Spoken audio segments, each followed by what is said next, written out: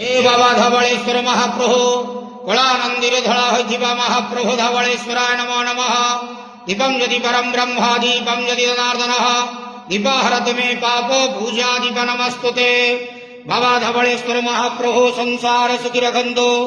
आज महाशिवरात्रि जागर उपवास शुभ बुधवार रे समस्त श्रद्धालु भक्त मानक श्रीपद करंतु मनस्कामना पूर्ण करंतु कर्म खतुर्नदी करंतु ग्रहरिष्टमान खंडन करंतु जगतर मंगल करंतु विश्वर कल्याण करंतु समस्त द्वादशा भक्त मानकर मनस्कामना पूर्ण करंतु सेवक डाक श्रवण करंतु आपणकर नाम विख्यात करंतु समस्त जागर उपवास व्रतधारी मानकर मनस्कामना पूर्ण करंतु। हे बाबा धवळेश्वराय नमो नमः। संसार सुखी रखंतु नंदेवार हरि बोलो।